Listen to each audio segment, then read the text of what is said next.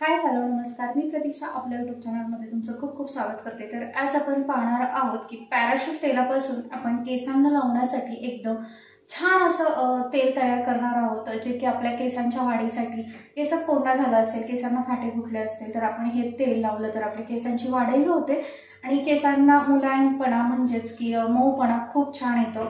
तर ते आज आपण तेल तयार करणार आहोत। चला तर मग पाहूया। बऱ्याच वेळा आपण बाजारात आलेले नवीन शॅम्पू तेल ट्राय करतो, त्याच्यामुळे आपल्या केसांचं भरपूर असं नुकसान होतं। आपले केस रुक्ष बनतात आणि केसांना आपल्या कोरडेपणा येतो, फाटे फुटतात, केस वाढत नाही, ह्या सगळ्या समस्या निर्माण होतात। परंतु आपल्या पॅराशूट तेलापासून एकदम छान असं 2-3 साहित्य टाकून आपण तेल तयार करून घेणार आहोत। सगळ्यात अगोदर आपण पातेल्यामध्ये आपल्याला आठवडाभर भागेल एवढं तेल गरम करून घेणार आहोत आणि त्यानंतर त्याच्यामध्ये मी 2-3 फांद्या कढीपत्त्याचे पानं काढून त्या तेलामध्ये टाकून घेणार आहे। तर कढीपत्त्यामध्ये व्हिटॅमिन सी, बी प्रथिने आणि अँटीऑक्सिडंट्स भरपूर प्रमाणात असतात, त्यामुळे कढीपत्ता वापरल्यामुळे आपल्या टाळूचं रक्ताभिसरण व्यवस्थित होतं आणि आपले नवीन केस उगवण्यास मदत मिळते। त्याच्यामुळे आपण तेलामध्ये कढीपत्त्याचा वापर केलेला आहे। त्यानंतर आपण त्याच्यामध्ये जास्वंदीची फुलं टाकलेली आहेत। तर जास्वंदीच्या फुलांमुळे आपल्या केसातला कोंडा कमी होतो, खाज सुटणं, केस गळणं याच्यावर जास्वंदीची फुलं उपयुक्त आहेत, त्याच्यामुळे आपण त्याच्यामध्ये जास्वंदीची फुलं वापरलेली आहेत।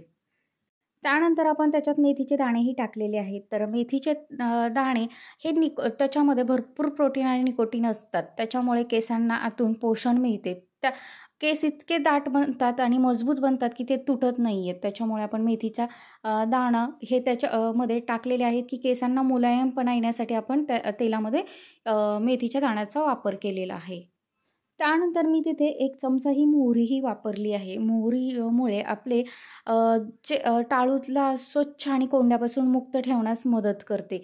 तर मोहरीच्या तेलामुळे आपले जे कोंडा असतो तो पटकन निघण्यास मदत होते आणि हे गरम तेल जर आपण मोहरीचं केसांना लावलं तर केस पटकन वाढण्यास मदत होते, त्याच्यामुळे आपण त्याच्यामध्ये मोहरीही टाकून घेतलेली आहे। तर अशा पद्धतीमध्ये आपण कढीपत्ता, मेथी, मोहरी आणि जास्वंद हे सगळं टाकून पॅराशूटच्या तेलामध्ये आपण छान असं उकळून घेणार आहोत, की जे की आपण जे टाकलेलं साहित्य आहे त्याचा कलर काळपट होईपर्यंत आपण हे तेल उकळून घेऊया। तर येथे पाहू शकतो की आपलं छान तेल असं कडकडीत झालेलं आहे, उकळलेलं आहे, परंतु 1-2 मिनिटं आपण हे तेल उकळून घेणार आहोत, जेणेकरून आपलं हे टाकलेल्या साहित्यामधला सगळं अंश त्या तेलामध्ये उतरल। तर चमच्याच्या साहाय्याने असं ढवळत राहून आपण हे पूर्णपणे काळपट होईपर्यंत म्हणजेच लालसर होईपर्यंत आपण हे सगळं कडून घेणार आहोत। तर इथे आपलं तेल छान असं कढलेलं आहे, पाहू शकतात की आपण टाकलेलं साहित्य लाल असं झालेलं आहे। त्यानंतर मी इथे गॅस बंद करून पातेल्यात थंड होण्यासाठी ठेवून दिलेलं होतं। आपण तेल थंड झाल्यानंतर अशा पद्धतीचा मी इथे प्लास्टिकचा डब्बा घेतलेला आहे, जे की मी आठवड्याभरासाठी एकदम असं हे तेल तयार करून ठेवलेलं आहे आणि यानंतर हे तेल आपण गाळून घेणार आहोत आणि ज्यावेळेस आपल्याला हे तेल केसांना लावायचं आहे त्यावेळेस आपण हे तेल कोमट करून लावणार आहेत, थंड अजिबात तेल वापरणार नाही। कोमट तेलामुळे आपले केस पटकन वाढण्यासाठी मदत होते। तर हे आपण तेल असं निथळून घेऊया।